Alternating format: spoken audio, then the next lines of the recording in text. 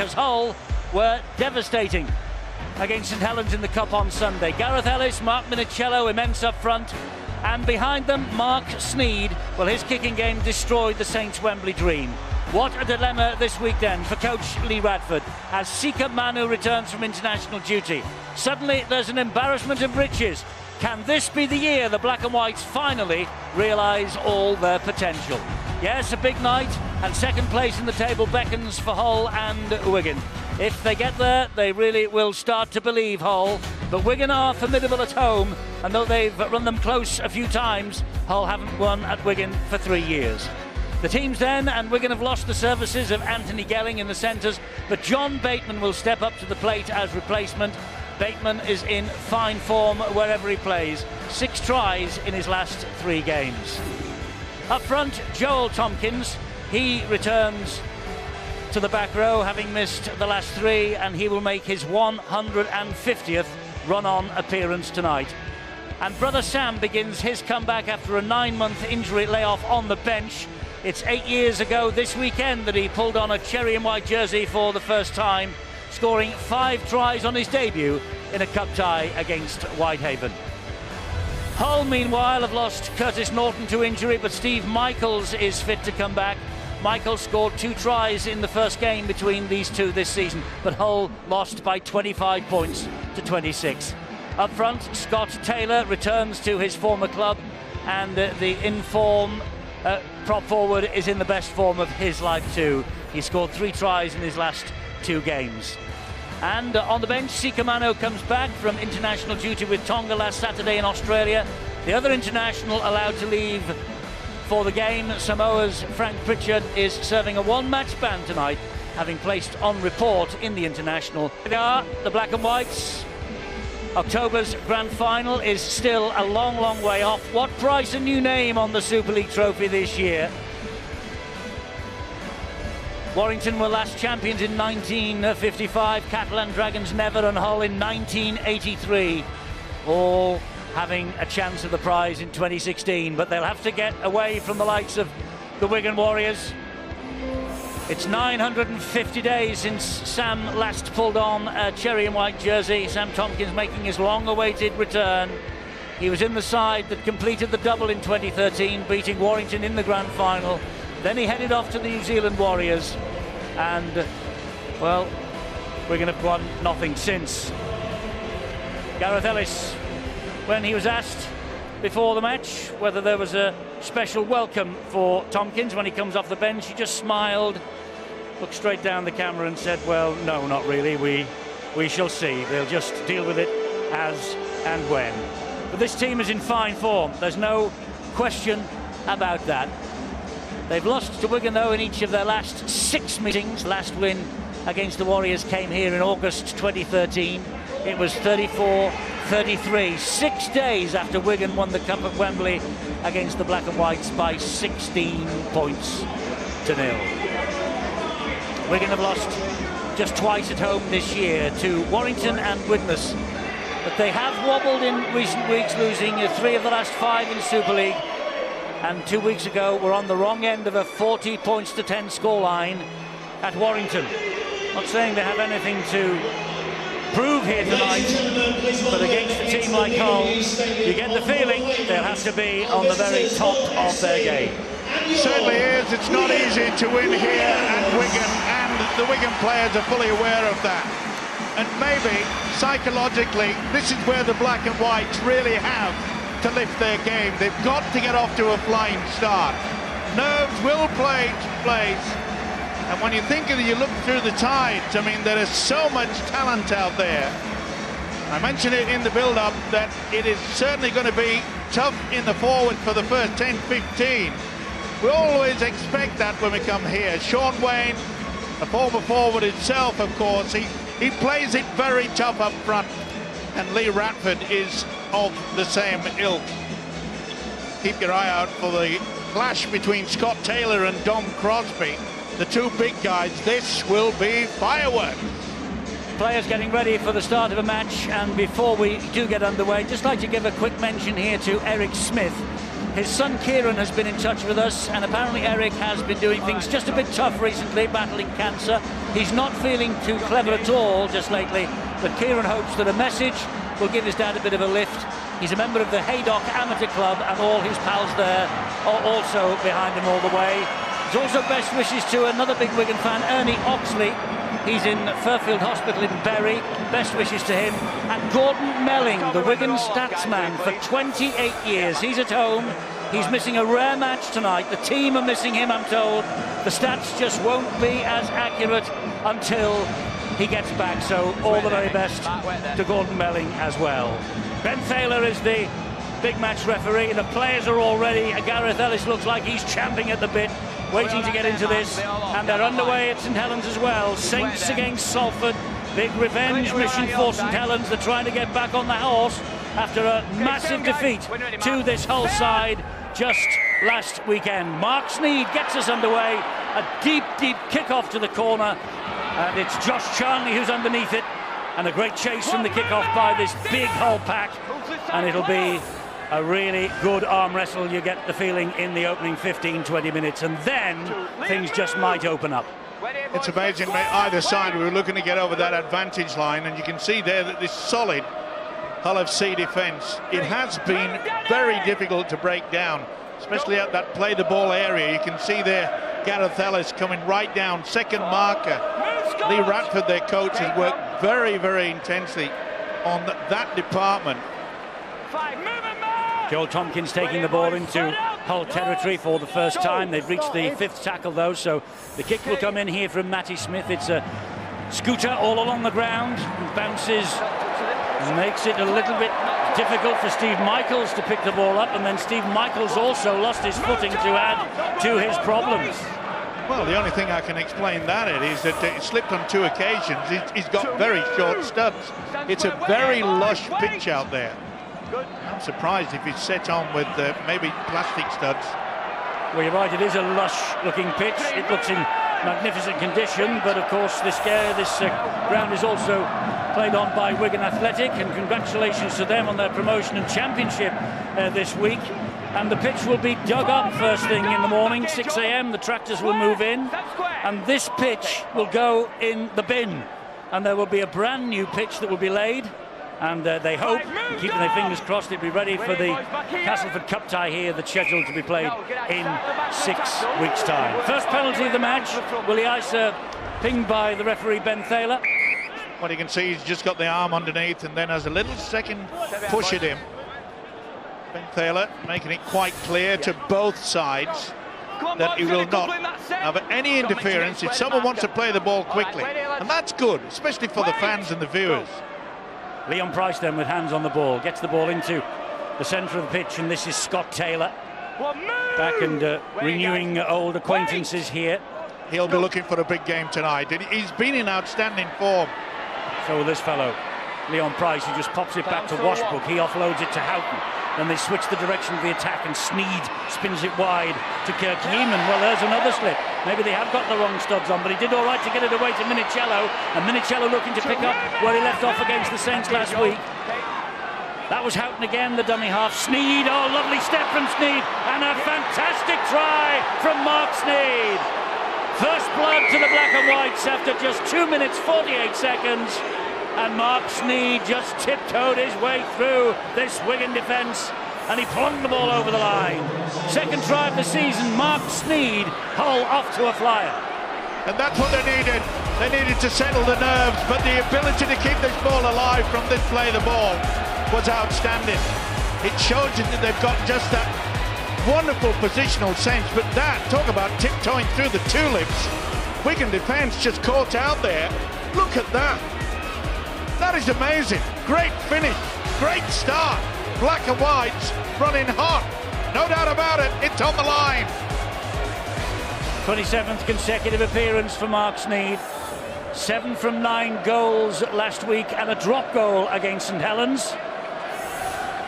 And Mark Sneed now with the opportunity to make it a perfect start for Hull and give them a 6-point advantage inside the first 4 minutes. It's been a pretty impressive season for Mark Sneed so far this year, and tonight could be a defining moment for him. He's 25 years of age, and he's at the moment he's about to enter, I think, his graduation really as a half-back. He's been fantastic this season for Hull. By far the best organiser they've had on the field. One thing he hasn't done a lot is run the ball at defenders, which he's done there to start this game. He spent 3 years at Salford to start the career, 4 years in fact it was, a year then at Casper on loan. Hull have taken him last season. He's just about now maturing to be the ideal number 7. And he has that conversion to his own try easily. It's Wigan 0, Hull 6. Well, Mark Sneyd and Leon Price played in a dinner suit last week, and Joel Tompkins planted his feet. He thought that the ball was going to go out wide. Mark Sneyd spots that opportunity, spots that space, and takes on the back rower, scores the opening try. The vision from Mark Sneyd has been very impressive this year, but he is playing behind a very big set of forwards who create that momentum. So the perfect start for Hull, and here comes Scott Taylor again. And John Crosby leading the way. The prop forward for Wigan, wearing number 8. Hip injury, needed surgery in the close season. Somebody close to us here knows all about the pain and problems of that. This, though, is Leon Price, spins it wide and he gets it to Talanoa. Well, a good start, as you've already said, about LFC, but I think Sean Wayne will be a little bit disappointed in the way that they set up their defensive pattern. That's the reason. One of them came out of the blocks, and you could see how Mark Sneyd took full advantage. Ellis is away! Yes, he is. He has support both sides. Oh, they've blown the pass. The pass to Minicello was round his ankles. It was that a shot. Should have been a 10-point lead with a kick to come. He made the wonderful break. They went too high on the loose forward, and it was a shocker of a pass. You can't blame the second rower, Mark Minicello. It's dipping all the way. Well, Steve-O, Wigan have got players left on the floor. Danny Houghton, as soon as he spots that there's a man down, I think it was Sam Powell, he gets out from dummy half. He's going across the line. He's looking to pick somebody up. Brilliant player and brilliant line from Gareth Ellis. Early try here for Hull, early try for Salford. Ben Pro. That's right, Eddie. Salford seeking their first win on St Helens soil in 35 years, would you believe it? 9 levels in for the opener for the Red Devils. They lead 4-0. Devils for the Devils, 4-0 to Salford. Here it's 6-0 to Hull FC. I'm tempted to call them the black and whites, but tonight they're in navy and yellow socks.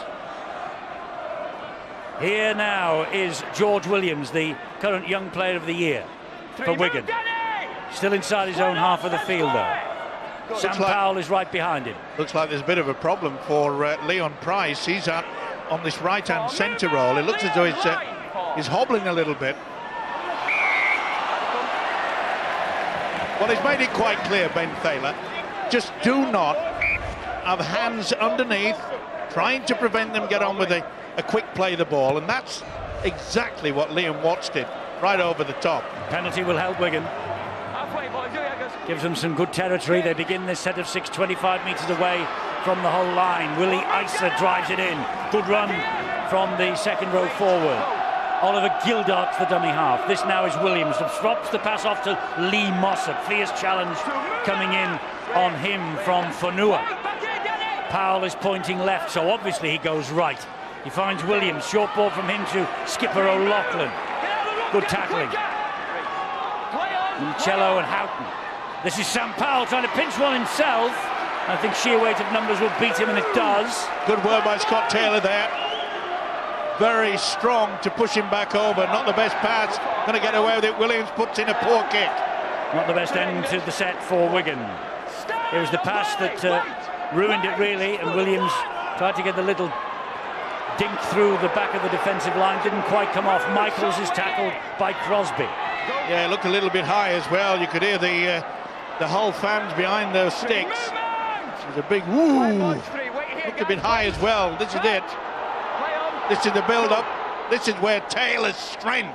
Unbelievable. Oof, nearly another little fumble there by Minicello. What was that noise, by the way, that the Hull supporters made? Ooh. Fair enough, okay. Danny Houghton, centre field, inside his own half of the field. High from O'Loughlin on the big man, Scott Taylor. O'Loughlin doesn't believe it was high.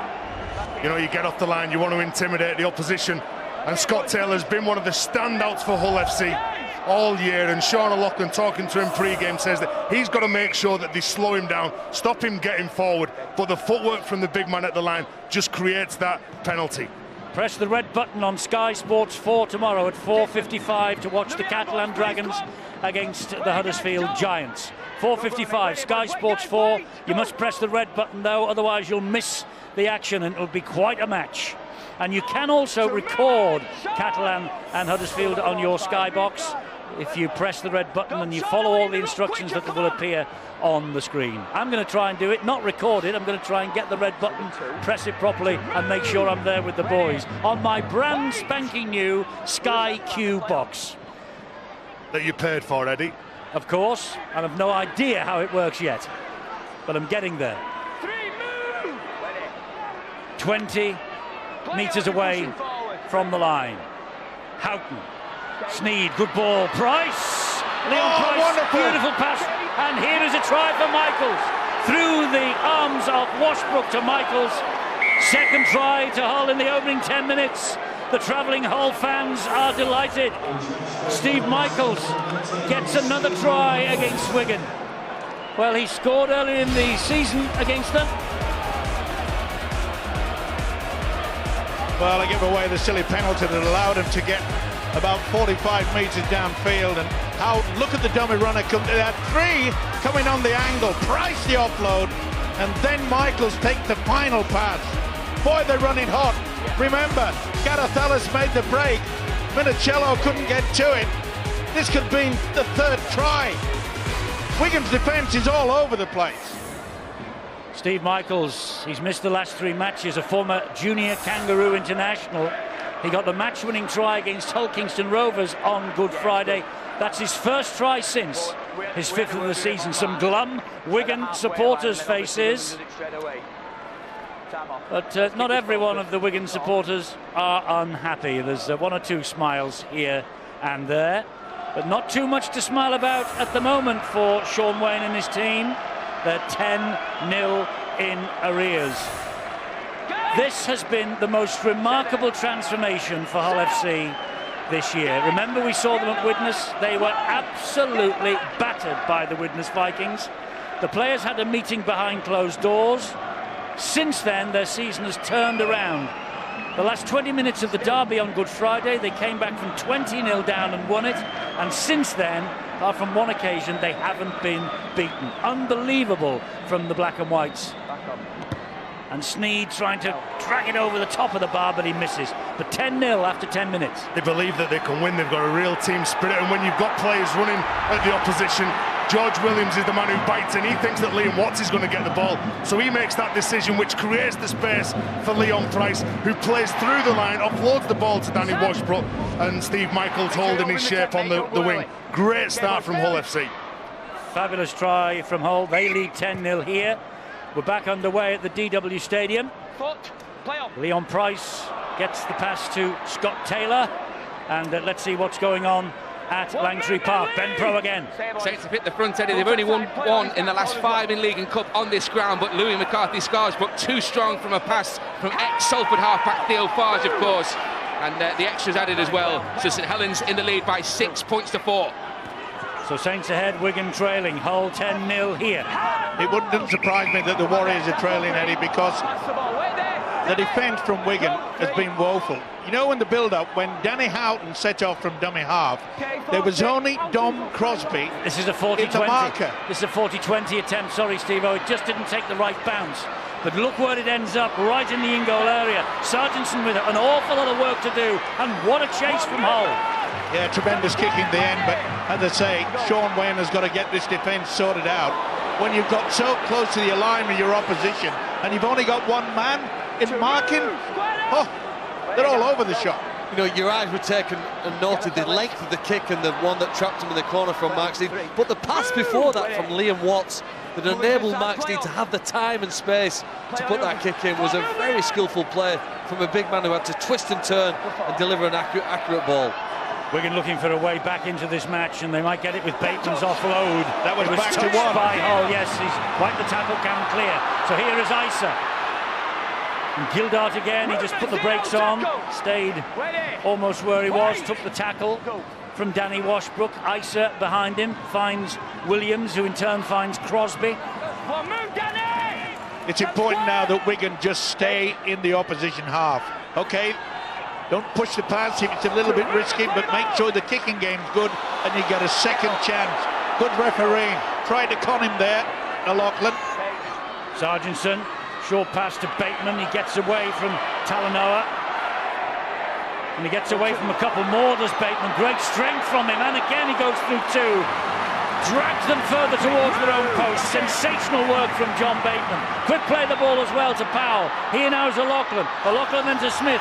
Smith to Tompkins. Cut down though by a flying tackle from Kirk Yeaman. Matty Smith on the bounce to Powell. He didn't read.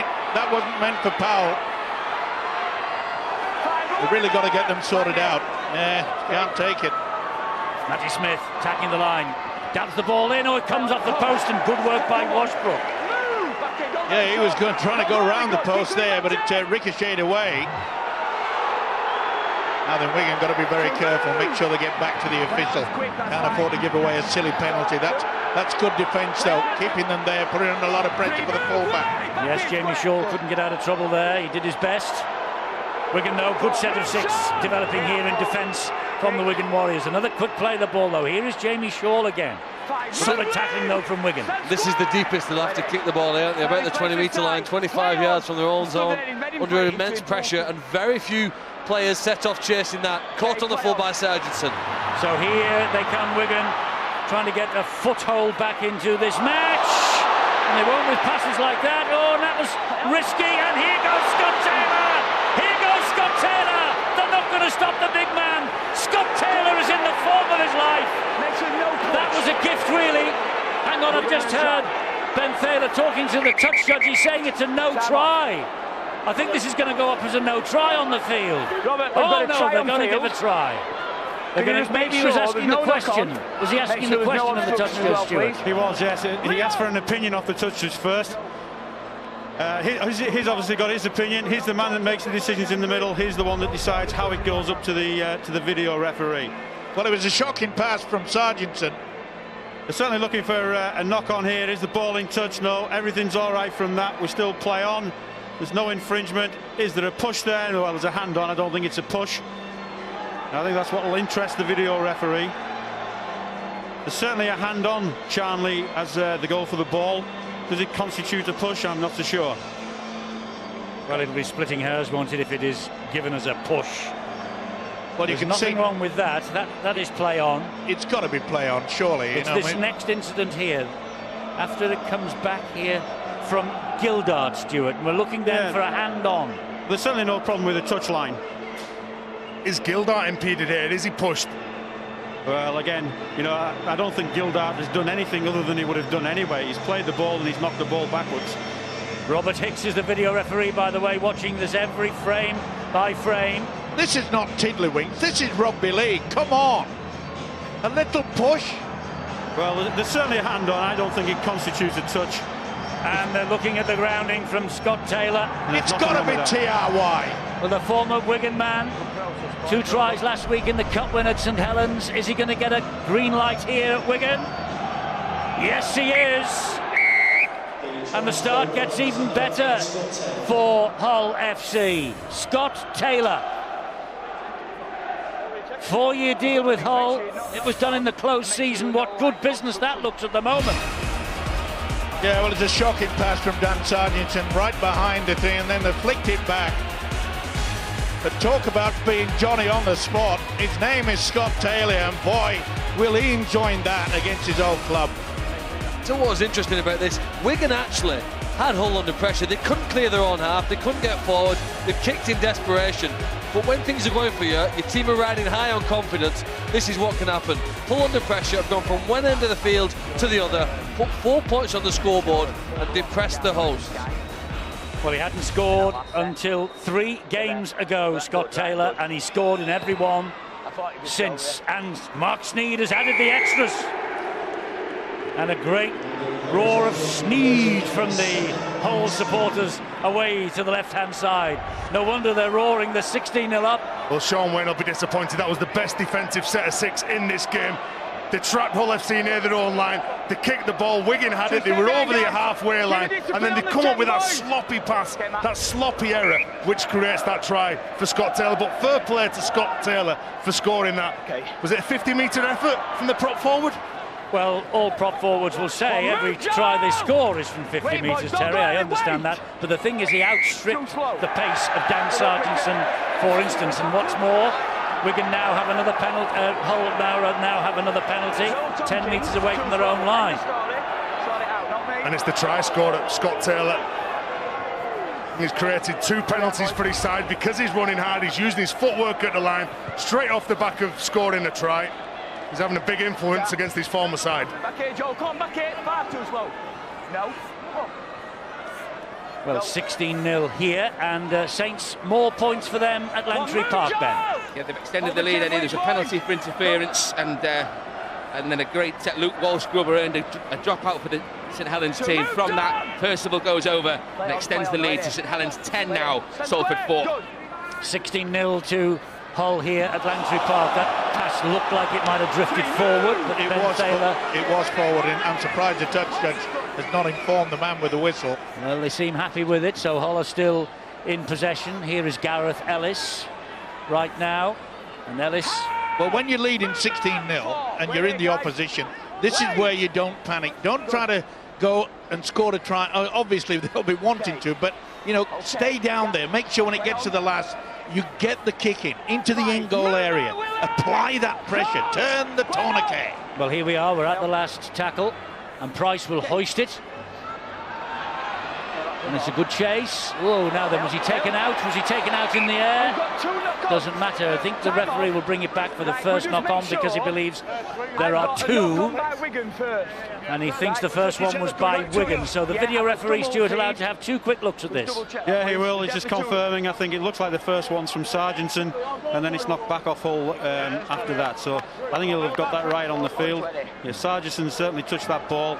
Even though it's behind him, he's actually taken that ball forward. So I think the head and field will go to Hull. And yes, it does. And it should do, because Danny Washbrook knocked the ball, made contact, but it went behind him.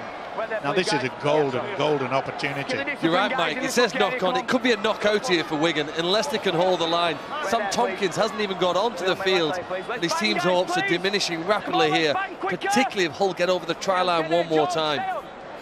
Yes, the Sam Tompkins homecoming party is being ruined by the men from East Yorkshire. Well, we expected, and you did as well, and I'm sure everybody on the gantry expected a real battle up the front, but it hasn't. Hull have come here to play rugby league football, and that's an opportunity just thrown away. It is. It bounced off the chest of Danny Washbrook, I think it was. That's the 0 tackle. That could have been curtains. And now it's a penalty to Wigan for interference on the floor from Fanua. And Matty Smith as well, sorry Steve, but coming across trying to speed the game up. They know that they're under pressure. They need some decent go forward. They need to get Hull FC going backwards. Strong carry from Willie Ice, but met by 3 Hull FC players. Wigan in possession with Tony Clubb just on the field for Dom Crosby. And that's a good move by Sean Wayne. You know, every time that Clubb's come on, he's made an impact. Get over the advantage line. That's what they've failed. Not the best there from Sargentson, and then they've lost possession. Not tackled it, play on. The pressure that Hull are exerting on this Wigan side at the moment is a joy to behold if you're a black and white supporter. Well, they're just getting off the line, they're coming in, they're shutting the options down. Wigan are taking the ball up. There's only maybe another one man running up with it, supporting the ball carrier. When look at Hull FC, there's a man inside, there's a man outside. Anyone gets their arm free, there's someone there to pick it up. Play on, Jamie Shaw. He gets the pass away again, and they put the ball down, and it was a possibility of another try that has gone west. Not down by Wigan. And I think that was going to be deemed to be the free play. Well, I think he did deem it as a free play, but I think he's just going to ask the video referee to check whether the ball was lost or whether it was knocked out by a Wigan player. It looked initially like it was an offload, which I think it was. So I think Wigan will get the head and feed it for the knock-on down near the post. But this is an offload, surely. Well, I think it is. I think that's a loose carry. Yeah, just a minute. Close stop. Well, I think that's a loose carry from Liam Watts. Ball back there.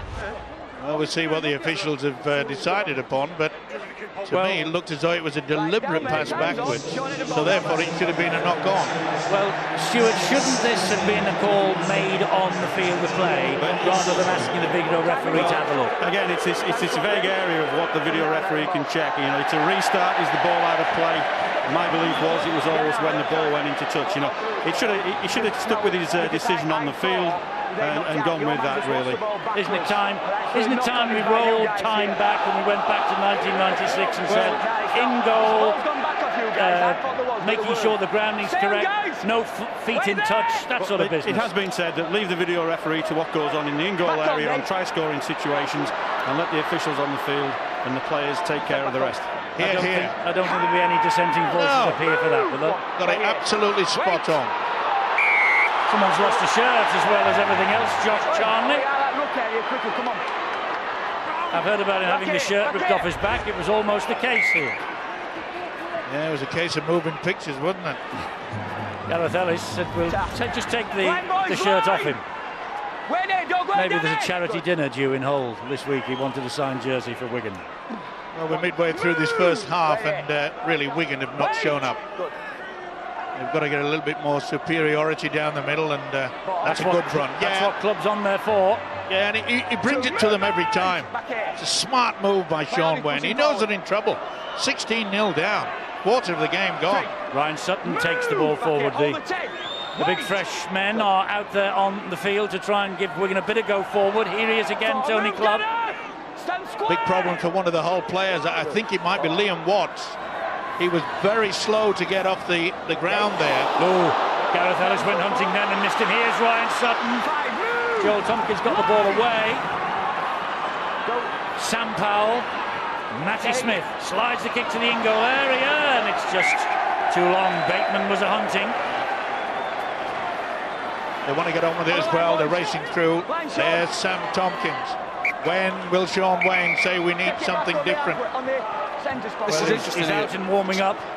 You know, the rules state you're supposed to tap the ball on the right place, and if you don't, the opposition get the ball. That's what the rules state. I don't know why we've stopped playing to the rules at certain times, and yet if you throw the ball forward, that's a forward pass. How can we pick and choose some rules? Well, we do it all the time at play the ball. They never put the foot on it. If we're going to play that, we'll be stopping the game every 2 or 3 minutes. Go on, Stuart, you're desperate to get in. Oh, it's just the restart again. The mark in the middle was put in a few years ago for the players to get to. You know, let's use the mark. If they're not there, there's a big mark on the ground. Let's go back and give the scrum as it should be in that case. I noticed, interestingly enough, this week the Rugby League International Federation looking to bring in worldwide rules for every facet of the game. That's a huge task, Stuart. It's a huge task. It was done in 2008. We had worldwide rules for the 2013 worldwide rules for the World Cup. So, you know, we had a good start there. I don't know where they've gone to since then. Well, the NRL play under one rule, the international game plays under another rule, and Super League plays under another. Well, it's been the same ever since Australia. No wonder we haven't a clue about the rules. Yeah, but it's been the same ever since Australia started at international level in 1908.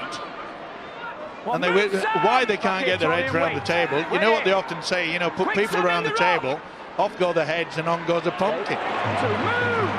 I think you probably say that, Steve. I've just said it. Penalty, hands in at the ruck, and Wigan are getting frustrated. Will they take the 2 points on offer? Yes, Danny Houghton has pointed at the post as we look at this again, and they're trying to delay the quick play the ball that Hull have got going in the moment in the opening 22.5 minutes. You're right, Eddie. They just can't get back Wigan. They're throwing absolutely everything into the opposition, but the run again from Gareth Ellis, the big forwards from Hull FC, are running really hard into contact. They're running with purpose. Sean Wayne would have talked about them all week. The way that they played against Saints last week, they bullied them up the middle of the park. When Wigan last played Warrington, they were probably took apart in the middle by Warrington. So the task for them was coming out and standing up to the likes of Gareth Ellis. They're just not doing that. They're giving away penalties because they're trying to hold on. They're trying to let the teammates get back and get set. But Tej, you were a rugged forward in your playing days. Really? Yes, and to be fair, did you anticipate that the Wigan battle up front with the Hull forwards? But Hull have come here, they've started to get the ball out wide, and they've totally confused the Wigan defence. And Hull FC would have knew about that battle, so that's why they've stood up, and you've got to meet fire with fire, haven't you? Sneed adds the 2 points that were on offer. Hull lead here by 18 points to nil. 23 and a half minutes of the first half gone. They can't believe it, the Wigan supporters. In 7 minutes, mate. Come on. He will be delighted.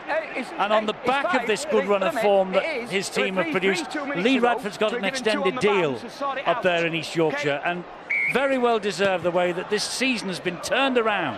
I agree, he's doing a great job. He and his team are definitely improving almost week in, week out, since we saw them lose at Widnes. You know, they've been here twice last season, Lee Radford. They lost once by a drop goal and once by just 6 points. They've been very close, and I guess it will be a mark of their progression should they go away from here tonight with a win and 2 points on the league table. Well, Hull are in possession, and they've had the dream start to this visit to the DW Stadium, where they haven't won since 2013. And Gareth Ellis is in great form at the moment. You would not believe that he is 35 years old, would you? He's playing with all the spirit and enthusiasm of a man much younger than that. This is Josh Bowden now. No, it isn't. It is... Or was it? I've lost. Was Eddie. It was. I thought it was. I thought it was. You were right first time. Oh, look at that. Look at that chase. Good run, though, from Sargent, and brave carry by the fullback. And a penalty as a result. And again, another penalty. Chris Green, Dan Sargentson running hard into that tackle, knowing he's got to try and win that ground for his teammates. And Wigan now, this is where they need to push up. This is where they need to get excited. So Bateman will restart. Maybe to take a leaf out of the LFC book in regards to, you know, not trying to just go down the middle as they are shown there, but do a little bit more fancy stuff. Get the ball out wide, not on the first, second or third. Just try it on the first tackle. Oh, Gareth Ellis is on a mission tonight. Didn't miss Tony Clubb then. Powell into centre field to Smith. Sutton drives it in again. Solid tackling once more by this Hull defence. O'Loughlin now, can he weave some magic? He finds Willie Isa. This is Gildart! Gildart gets over! Wigan respond! It's taken them 25, 26 minutes, but Oliver Gildart gets over for their first try. 10 tries in 20 appearances prior to tonight for Wigan. He got 2 in the cup tie last week at Dewsbury, Oliver Gildart, and he's come up with a very important try for the Warriors here. And it's only about the third opportunity that we've seen Wigan pass the ball 4 times consecutively, and it has split this whole defence. With good work, nice step indeed by Oliver Gildart. Boy, did they need that. Dancing. And why not? They knew they were under pressure at 18 points to 0 down. Boy, that could just change the atmosphere. And they needed something, Wigan. They did, and a lot of celebration on the terraces, but not too much celebrations on the field. They know they're in a ball game, and he's Sean O'Loughlin. That's the good thing about Sean O'Loughlin, what he brings to the side. He can read plays, he plays with depth. He come up with that first ball, which cuts out a Wigan defender, gives the ball to Willie Isa, and then creates the try for the youngster in Oliver Gildart. But a talented player, Sean O'Loughlin, and Sean Wayne's glad that he's back in the frame. So Matty Smith with a big kick to get them back to within 2 converted tries.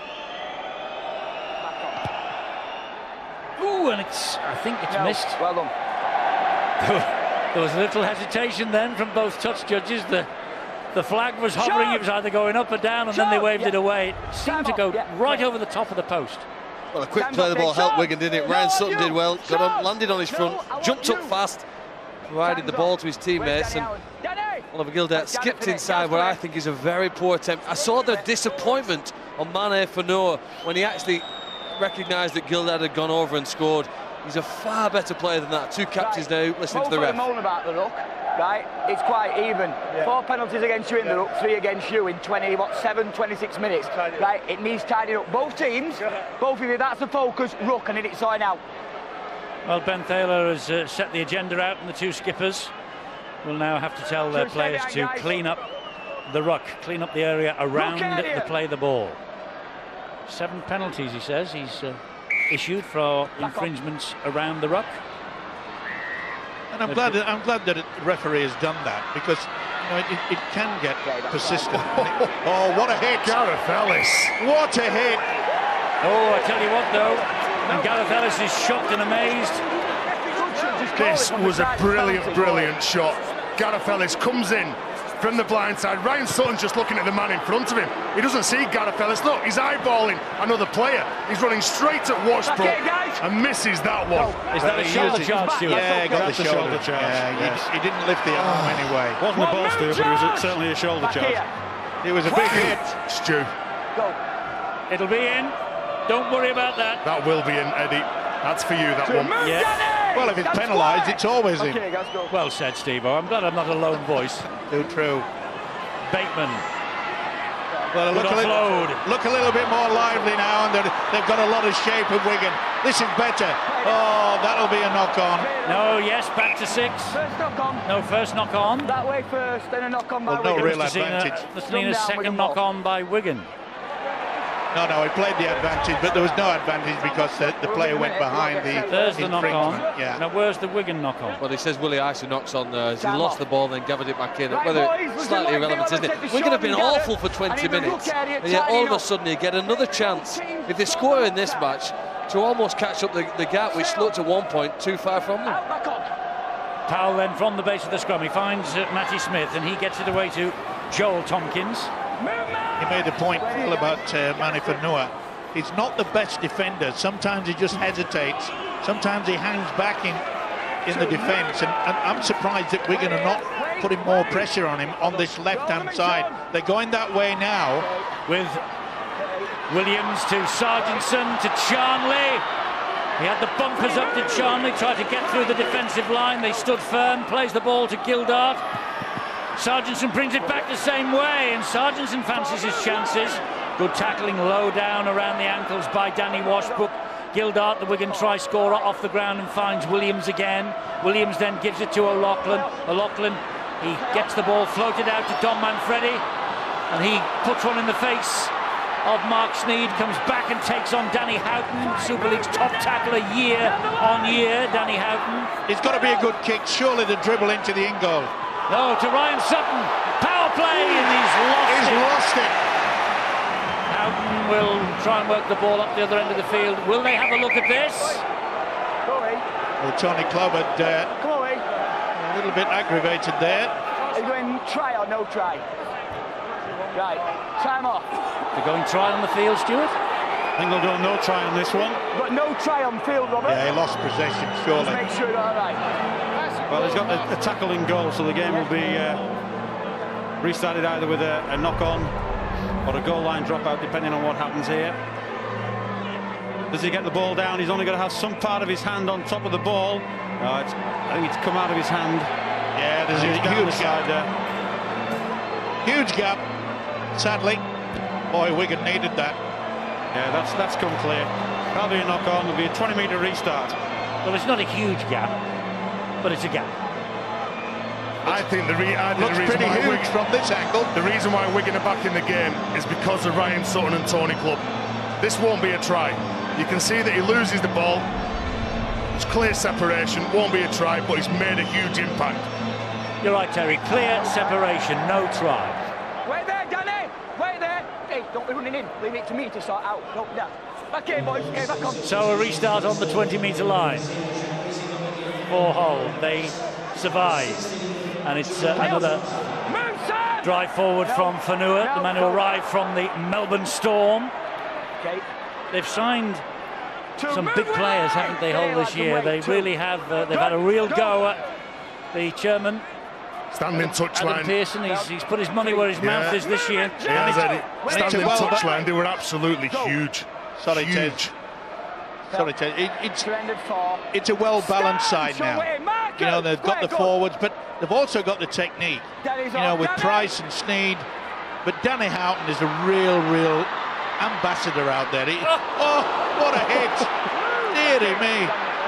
They take no prisoners. Talanoa. It's not just the forwards that are big. Look at the size of Talanoa. He's huge on that left wing. Bateman.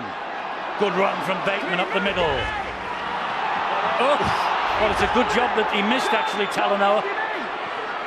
Another one for the big hits of Barry and Terry. The ball has found its way on the wrong side of the whitewash for Wigan.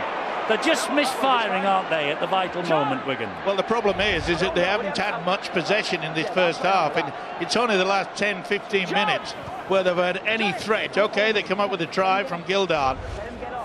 And as I say, they just has not got into the swing of things yet. More points at Langtry Park, Ben.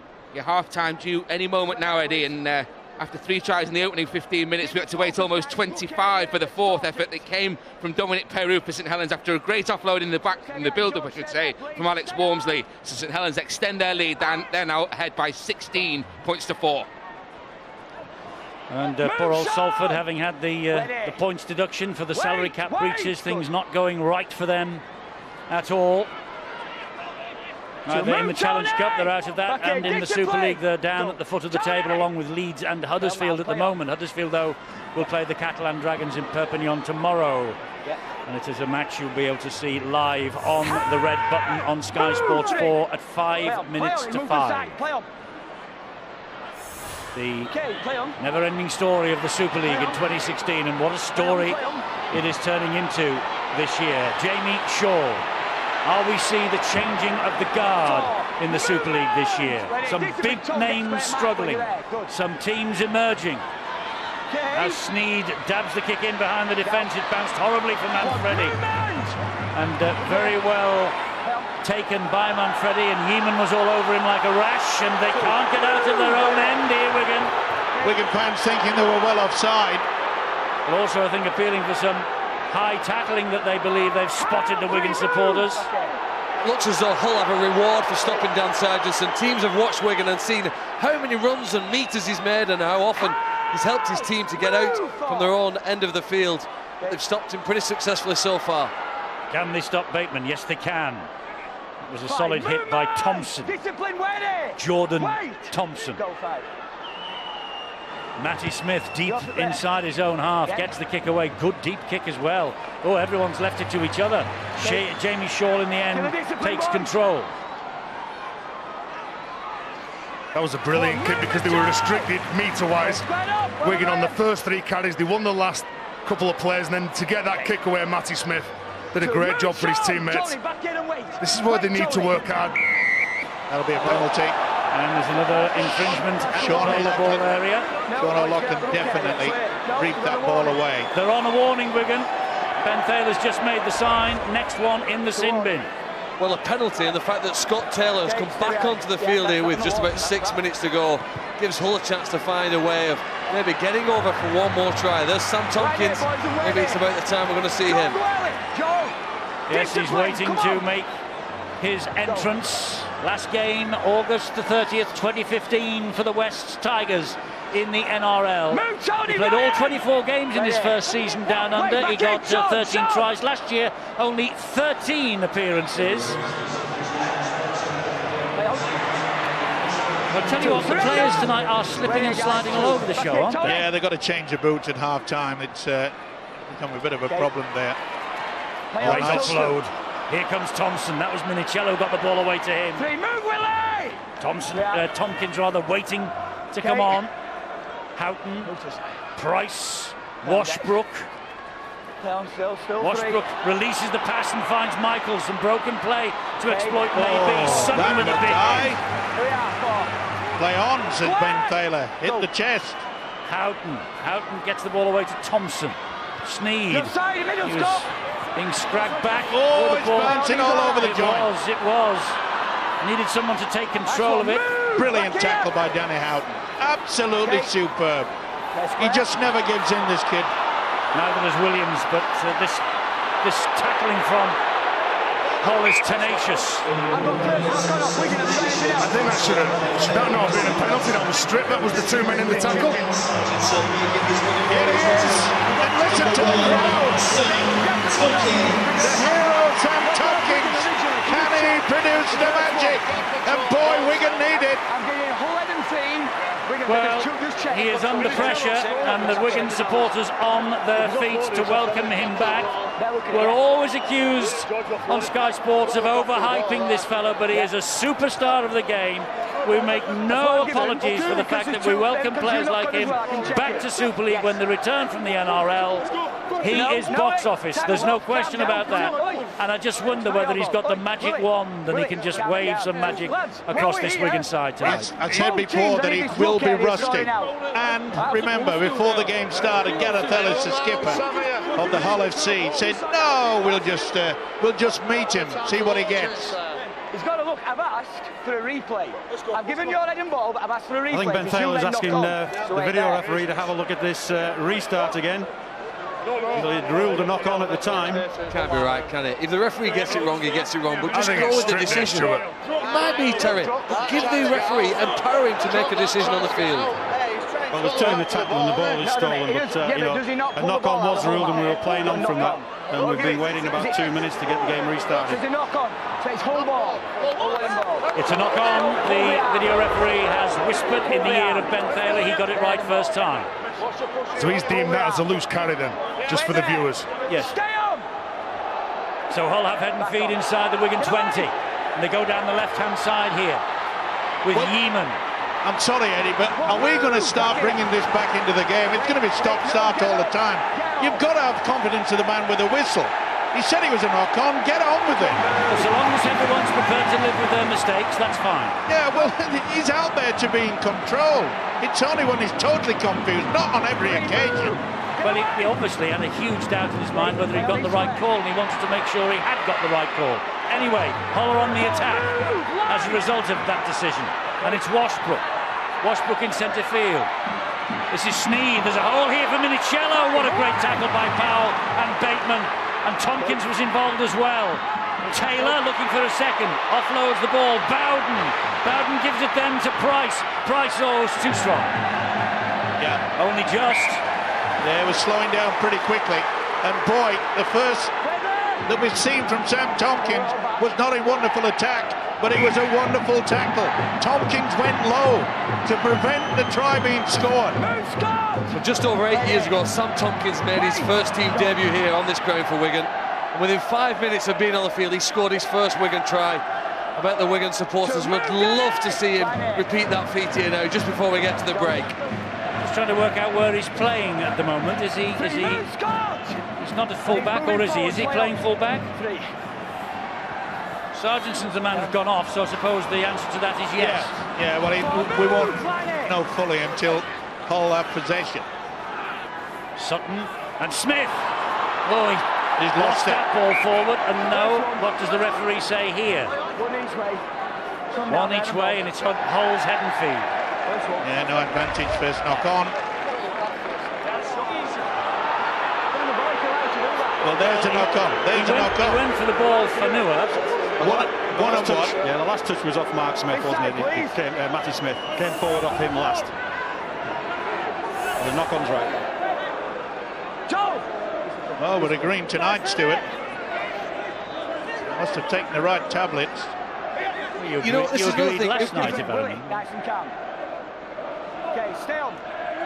Okay. Now, will Get in there. Hull do something different and sort of kick and chase in the final seconds? Well, they've been kicking on the third, they've been kicking on the fourth. They're certainly backing themselves defensively. Sean, think about it. Come on. Well, Ben Taylor was giving, well, that was high from Sean O'Loughlin, wasn't it? Around the chops of Jordan Thompson. Seems to have stepped up a level in the last 10 minutes, Eddie. Well, it's what we expected from minute one, really. Oh, beautiful pass there from Houghton to Minicello. Bateman is after him though, so too Smith. Minicello doing well, keeping his feet, going down eventually. If you get a long pass like that, we saw from Danny Houghton, it sometimes can just confuse this sliding defence that Wigan utilise in the middle of the pitch. They go man on man when it gets close to their own line, as you can see now. Sneed will drill that ball into touch near the Wigan corner flag. And we're approaching half-time here. I think they're also approaching half-time at Langtree Park. And Ben Pro will tell us in a moment what's been happening there. Well, we've got 30 seconds. We have a slight technical problem at the moment. Ben, what is going on for those who are now very curious? Well, we've reached half-time at Langtree Park, Eddie, and Salford have cut the deficit to 8 points at the interval. There's an attack down the left-hand side. Ben Murdoch-Masila with a brilliant assist, and Niall Eccles finishing the half as he started it, his second of the evening, and a half-time score at St Helens, 16 points to 8 in favour of the hosts. 16-8 there then at Langtree Park to St Helens. Here we've got 15 seconds of the first half to go here, and Freddie somehow keeps his feet the right side of the whitewash. This will be the last play of the half. Sutton gives it to O'Loughlin and Isa, and here comes Gildart. Last play of the first half, this, and there it is, all wrapped up. Good tackle by Steve Michaels, helped out by Mahi Fanua. There we are then, what a first half it's been. Plenty to talk about, plenty of things to worry about maybe if you're an official of the game and you're not a real fan of the video referee. Been asked to interpose on a number of occasions when not deciding on the validity or otherwise of a try. But as far as Hull are concerned, Sneed, Michaels and Taylor have come up with important tries. Sneed has kicked 3 goals. The other end, Oliver Gildart has given Wigan hope and something to build on during this half-time break. 18-4 to Hull at half-time.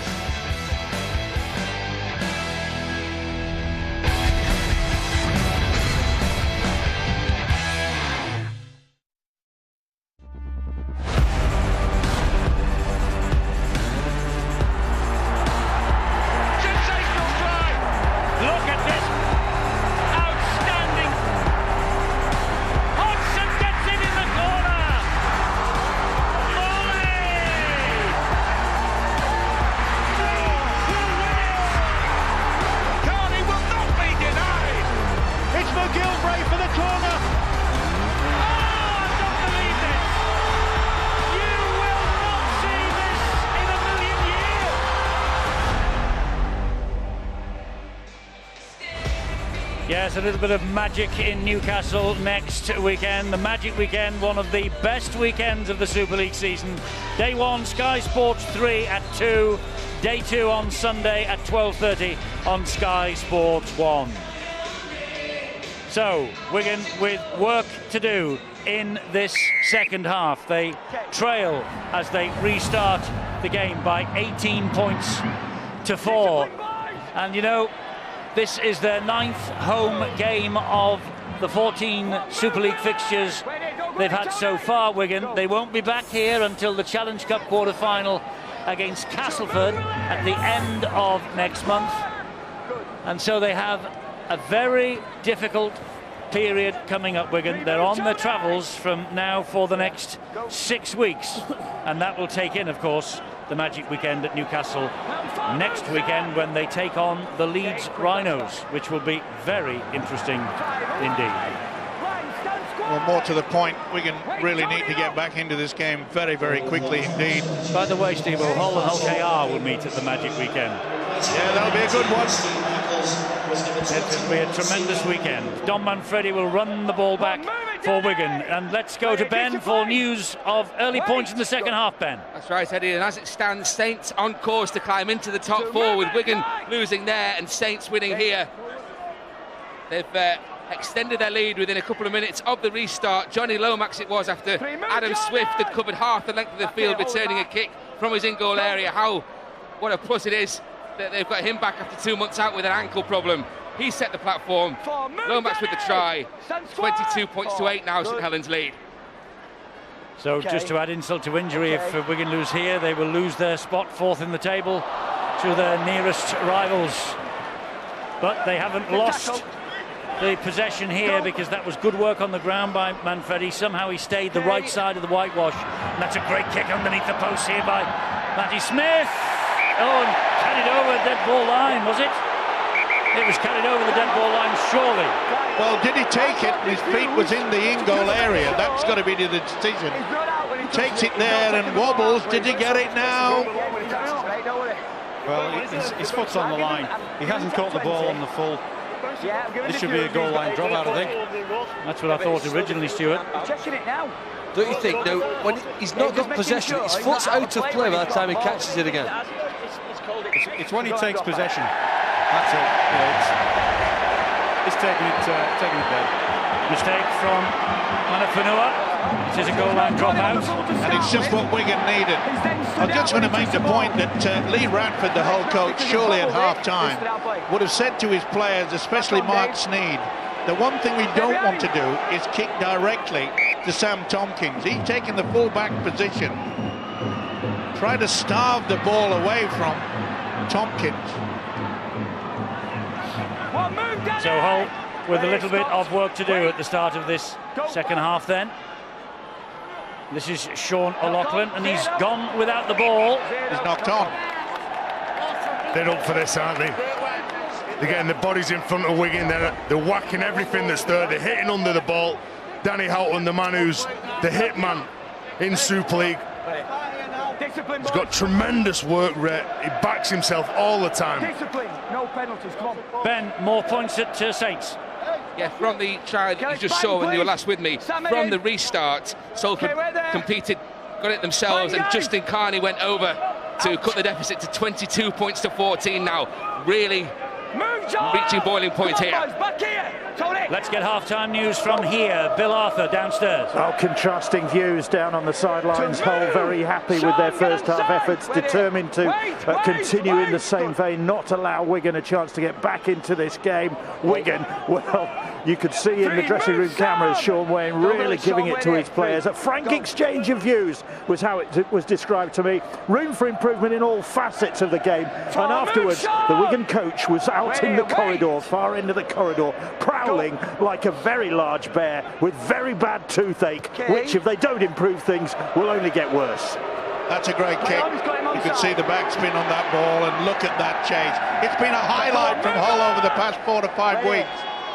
They're getting all the basics right. Kick and chase, just keep them down there, and poor old Wigan, they've got to trail that ball, try to get to the halfway line before the kick. Bateman will trundle it forward once again. Slips under the challenge from Danny Houghton. Sam Powell. Powell then to Clubb. 3-4 there around him. Down he goes. 10 metres inside his own half. We'll play it there to Powell. He finds Williams. Williams then goes left to Gildart. Gildart gets as far as Washbrook and Price. We've reached tackle number 5. So the kick coming maybe from Matty Smith. Here he is. No, they're running it with Tompkins. Now the kick from him, but straight into the arms of Talanoa.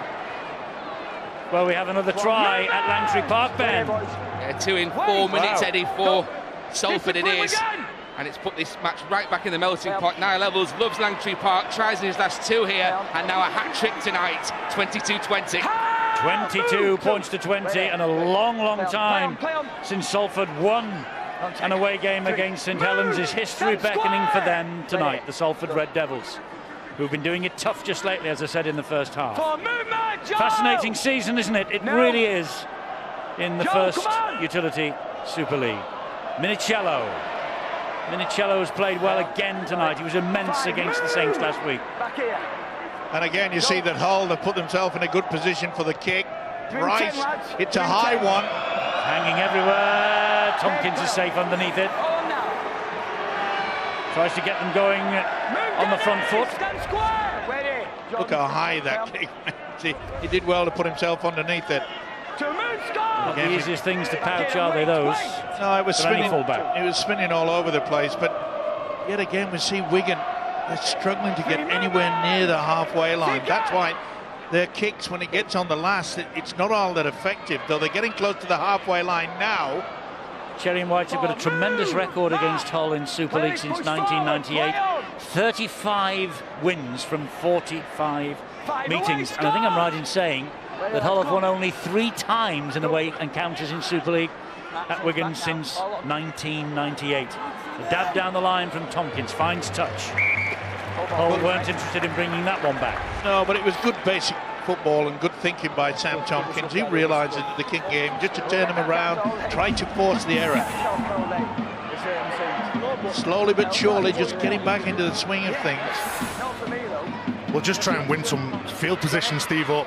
The game management, just kick it into the corner, make sure you defend, get off the line, get your aggressive line speed going forward, dominate the first 3 plays, which forces the man who's going to kick the ball, whether it be Mark Sneed or Leon Price. You want to put pressure on them. During this game, during the 46 minutes, they've had time to get the kick away to where they want to kick it. One of the noticeable differences to me, Eddie, is that tackle there. The Hull player's landed on his back. It's a bit slow to get up. In the first 10 minutes of the match, that wasn't happening. When Hullman carried the ball, he landed his front, bounced up, and his team were rolling forward far quicker. And I suppose that's a result of Wigan's extra efforts, I think, in the defence. They put more focus and concentration on controlling that. Although with a penalty, it almost defeats the object. It does, not standing square at the play of the ball. Yeah, and all comes about by playing the ball quickly. Well, you can see the side-by-side, the markers. Yeah, and that's why Danny Houghton is so important.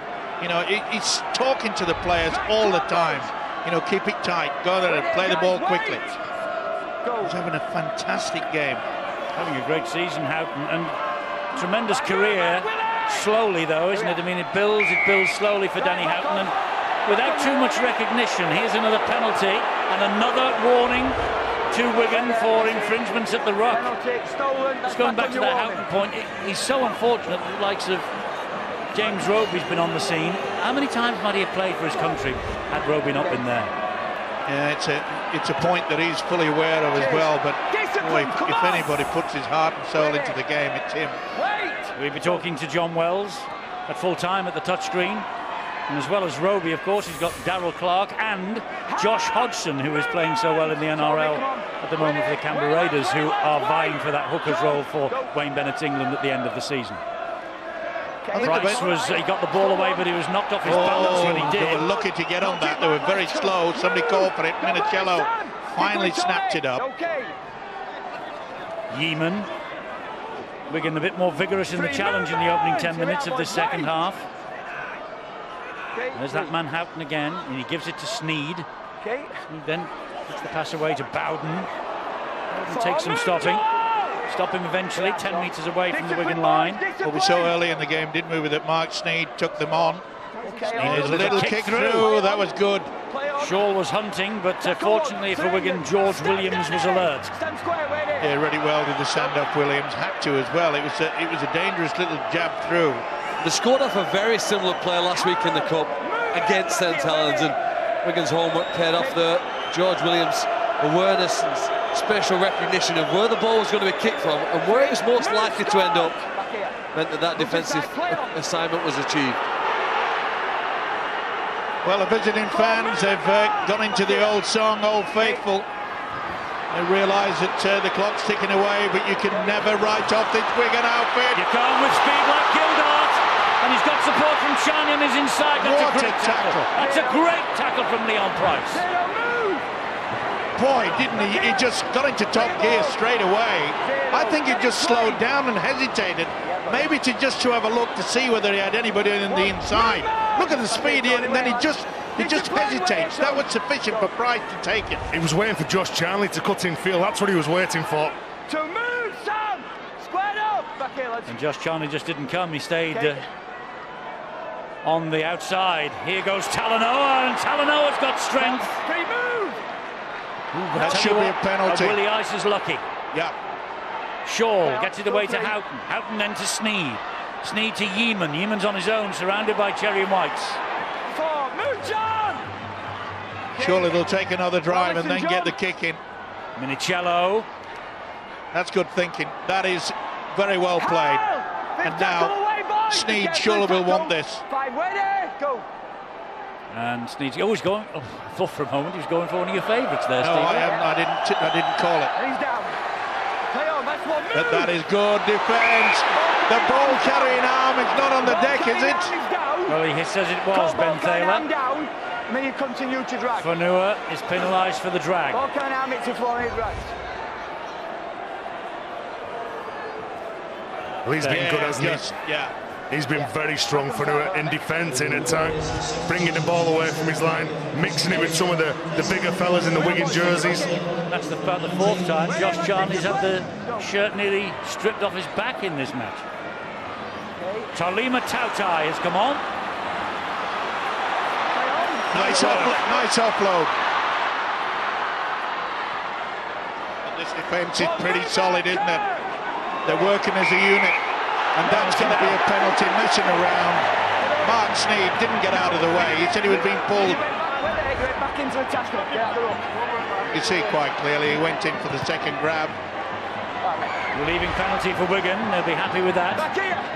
Just losing the plot slightly, the visitors. Bateman with the first drive in this next set. Move, Jordan. 52 minutes on the clock, 14 points the difference. Try here for Wigan will put a completely different complexion on this game. Ryan Sutton. Sampa, and another penalty now. Hull are on a warning. The ruck has been untidy tonight. Ben Thaler's done his best to try and keep it under control. He's warned Hull now. Wigan have had 2 warnings. This is Tony Clubb will drive it in. Now they'll have to be careful here, Hull, otherwise not only will they give away a penalty, they just might have a man in the sin bin. Powell to Matty Smith, who hit that at pace, gives it then to Williams, who spins, gives it back to Talanoa, and Talanoa's looking for an opening. Was that obstruction? Tolima Tautai. Tolima Tautai will play the ball. This is Bateman. This is Bateman. Boy, this is a controversial try. It looked as though there was obstruction in the build-up to that. The official Ben Thaler just waved it away, and John Bateman had brought this game alive. Yes, he has. That's put a different shade on things here. Wigan now back within 10. Bateman's try, his 9th try in this, his 14th appearance in that run. John Bateman. Well, this is the build-up. This is the penalty that was given away by Mark Sneed. It was silly play, and he lost the plot there. But let's see whether there was an obstruction in the build. There's another penalty. Then they got the warning. Kept it alive. Here it happens. No, I don't think there's an obstruction there. I think there's enough gap and nobody was blocked in going across. I think that's okay. Oh, the lovely dummy from Bateman. Well, he gets out from dummy half, doesn't he? Pulls on Ryan Sutton. I think it's Scott Taylor that engages contact with Ryan Sutton, which creates that space. Matty Smith adds the extras. Wigan back in the big style. Tolima Tautai with a lot of work to do in the build-up to this. And Bateman with the try. Well, John Bateman scores a try. A couple of strong carries. John Bateman, Ryan Sutton, and Ryan Sutton as the dummy runner. Once Wigan start playing on the front foot, they're very hard to stop. But Hull FC still in front on the scoreboard. They're the team that don't need to panic because they have been the best side in the first 54 minutes. You give him 3 away, straight away. I need a marked improvement because we're both in a warning. Tell them now, get in, sort the discipline, or else somebody's going to sit down. Both teams. So the referee is issuing a stern warning to both sides there to sort the discipline out if they play the ball, or someone's going to have a sit down. Well, it has been untidy. Well, it does very well with everything going on, keeping account of the penalties as well. So, right, another bit of action to show you from Langtry Park. Saints back ahead a bit further now, Ben. That's right, they might have snuffed out that Salford revival, Eddie. Theo Farge, one of 2 on show to swap the Red Devils for the Red Bee with a superb try. 28-20 now. 8 points in it there, 8 points in it here. Home side ahead there, the visitors ahead here. Hull, for the first time in the match, just clinging on a little bit. Well, and they gave away 3 silly penalties on the trot, allowed Wigan to get back into it, and you can see what that benefit has done to the side with that Bateman try. Here's Tautai again. And bringing this big fella, Tautai, on. Certainly has put a lot more energy into it. This will be a high one. Oh, it is a high one. It is so high. Shaw is after this. Claims it very well under pressure from Tompkins. Look at the concentration on this when he goes up. Sam, careful. It's a huge effort. Well, Hull need some other efforts from the teammates here because they're down to 12 man. Josh Bowden seems to have a serious shoulder injury. They're under pressure. They're spending most of the time in their own half. But Gareth Ellis's experience and strength Perhaps he gets his team a bit closer to the halfway line. Yeah, I've got you. Yes, so Liam Watts will take it forward. Down tackle 4. It's just weight of numbers on his back, wasn't it, as he made that tackle or that attempted tackle? Yeah, the weight of his body, and you could see his right arm bend out.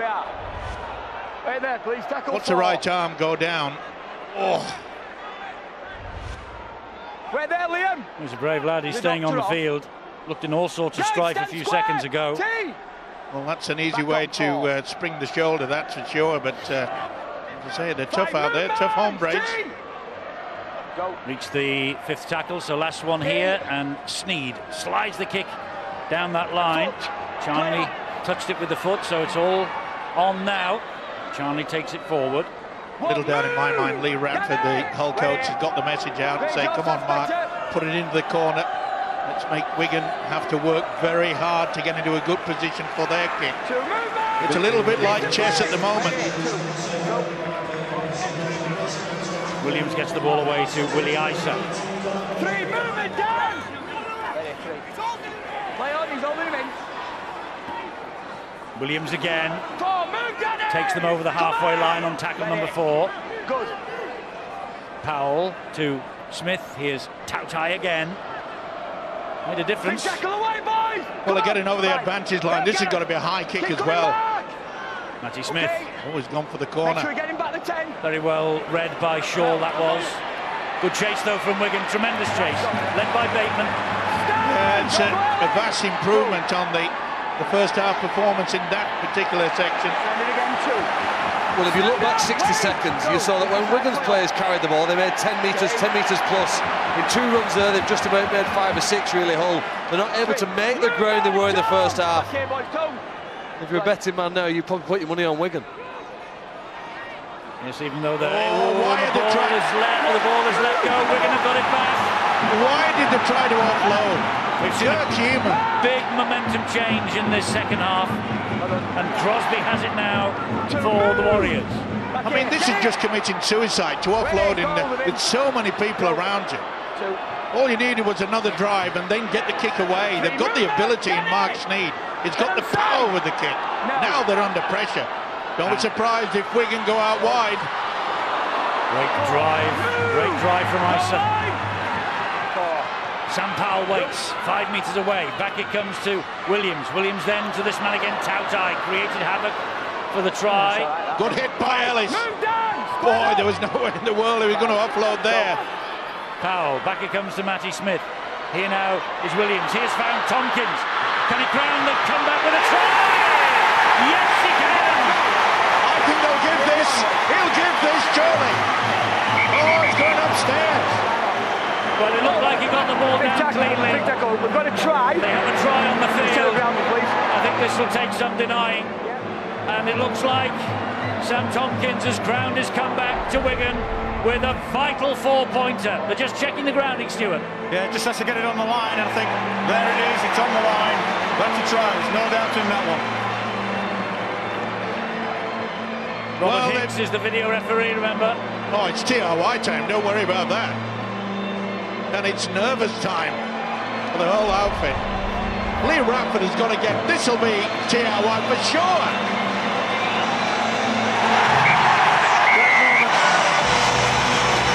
Great moment for Tompkins. Hasn't played since the end of last August. And he's already on the score sheet. Well, they paid big money to get him back from the New Zealand Warriors. As I said earlier on, the man is box office. And he's come up with a vital try.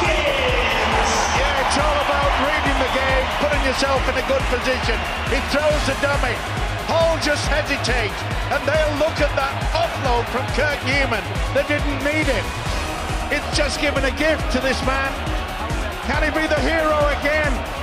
How many times has he done that over the past years in these colours?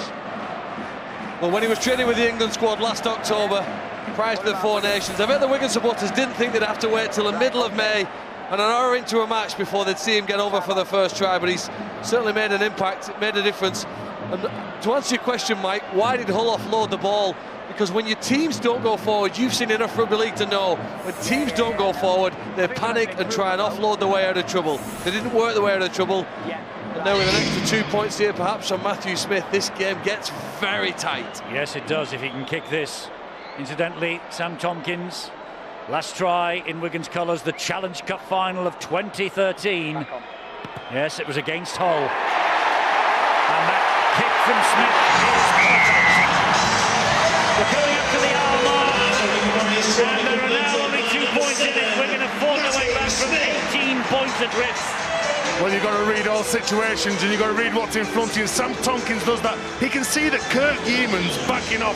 He's trying to buy a bit of time so some of the inside defenders can push across and support them and maybe come up with that tackle. But on that occasion, Sam Tompkins spots the weakness and goes straight for it. And this is where Wigan now don't get too excited. Only 2 points adrift. But how many times have we seen a team after scoring a try just forget about the concentration, just come up with the error, come up with a mistake? Well, the supporters of Hull must be sick of the sight of Sam Tompkins. He's not been around for 3 years, but the last time he scored a try was against them at Wembley, and here he scored a try that's breathed life into this Wigan side tonight. Ellis in very quickly on Tautai. He goes down. Crosby will take it over for Wigan on a diagonal run. Takes it straight at Sika Manu. Well, when Bateman went over for the try to make it 18-10, you just got the impression that this Hull outfit were getting nervous. Oh, that's got a ricochet. It is. Oh, good work by Williams. Looks as though Price was in clear space then. Came up off Williams' kick. Gobbled up by Leon Price. This is Fanua. A huge relief to Hull that it wasn't another kick into the corner. They've struggled to get out to their own half, but this is a rare chance here now to see they've still got any punch left with their attack. What are they doing? But again, you get your arm free. It doesn't mean you have to offload the ball. It's Harry Carey. And that's one of the most experienced players in the competition. He did think with 3 defenders committed to him, a teammate could benefit from it. Well, when you get the ball away, you've got to make sure you've got eye contact with the man who's going to at least get the ball. A man that's experienced like Gareth Ellis, he would have actually gone to Kirk Yeaman when they conceded that try and said, listen, hang on to the ball, and what do? It's the captain that offloads in an impossible position. So Wigan are coming again here with Tautai. He's made the difference. Come on, square up. You've got hold. No Last tackle here. Smith into the corner. Finds touch. Good kick. Wonderful. Wonderful. For the first time, you get the feeling that the 2 halfbacks, Williams and especially Matty Smith, has started to control it. And they're the kicks you need to be putting in when you're 2 points behind. Don't just try and slot it in behind them when you're near halfway. Kick it into the corner, or kick it long if you're trapped near your own line. Chase as though your life depends on it, and play the game down here. Well, whatever Sean Wayne said at half-time, we got the impression from Bill and the half-time report that it was pretty, I was going to say X-rated, but I'm not sure. But anyway, the paint was being peeled off the walls. There's no doubt about that. Whatever was said has worked.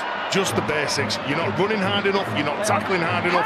The way that Hull FC are challenging up the middle, you're losing all battles. But in the second half, maybe the last 15 minutes, they really have stepped it up, and the bench has made a big difference. In particular, Tony Clubb, Tautai and Ryan Sutton.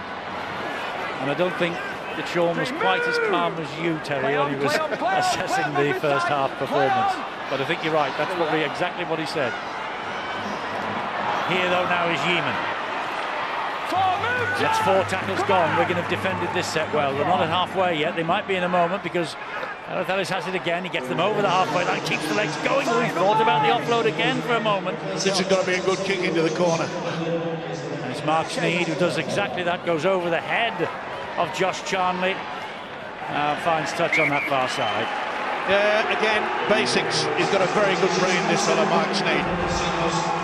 And even though they're panicked, those 2 offloads, boy, that could prove so costly. The game The game feels very similar to the match when these two played over in Hull earlier in the season. It does, only 1 point separated them then, and well, Ben, Saints in control now. 40 minutes already elapsed on my watch in the second half, and St Helens have done all they can, Eddie. Kyle Amor with the try. They want the top four. Can Hull hold on there? Well, they'll do their best, but the match is in the balance here at the DW Stadium. 2 points is not going to be enough. Lee Radford, the Hull coach, is fully aware of that, and so are the players. Quicker play the balls from Wigan in this second half. Transformation, but they've been helped, haven't they? By silly penalties being given away by Hull, and then 2 stupid offloads when they were in total control. Mossop will play the ball there to Powell. Here's Tautai, gives it to Smith. Smith then gets it back to Williams. Williams looks to left and finds Tompkins. Tompkins shows it to a couple. Will have to take the tackle of Mark Minicello. Powell and Smith again. Another kick all along the ground, bobbling and bouncing its way to touch. They're asking Hull to score from 90 metres. Yep, and once again the kicking game is coming to the fore. It really is a game between Matty Smith and Mark Sneed. And they're asking Hull to bring the ball away from their own line. Don't make the mistakes. Don't try and offload the ball in impossible positions like they have done. But Hull now, this is a time for them to regroup. Make sure they get back to what they were doing in the opening 20 minutes of the game. And Wigan chasing the 2 point deficit down, but we've got injury news from Bill. Yeah, they could do with Tony Clubb in this closing 15-minute spell, because when he came on, he really did set about trying to transform the mood in the Wigan camp and did that very successfully. But he's gone off and he's gone straight to the dressing room for some treatment. Not exactly sure what that is, but they'll be hoping he can still play a part. Dan Sargentson won't get any further part. He went off when Sam Tompkins came on. Sargentson has got a wrist injury. Left wrist is the problem, and it's Tony Clubb going down there, and I don't know whether that was the incident, but it certainly meant that Clubb has gone to the dressing room and Shaw breaks. He does. It's a break for Jamie Shaw. He's taking on Tompkins at pace. He's taking on Tompkins. He's taking on Charnley. Is this going to be? What an effort! Yes, it is. What a try and what an effort! In and out. He went outside. Not given yet, Steve-O. Calm down. Take a pill. That was outstanding. They've got to try on the field. They're making sure, they want to make sure, no double movement, Stewart, and also foot in touch. Get the pills for this man, quickly. Well, we're looking to see whether he's ground. I think his momentum takes him over regardless of where it is. It's a try. He's nowhere near touch. That's a try. No problem there. Do you know, I love seeing a youngster who backs himself like that. He's got 2 internationals in front of him. He goes round one of them and takes the other one over the line. I think this is going to be given the green light by Robert Hicks, and indeed it is.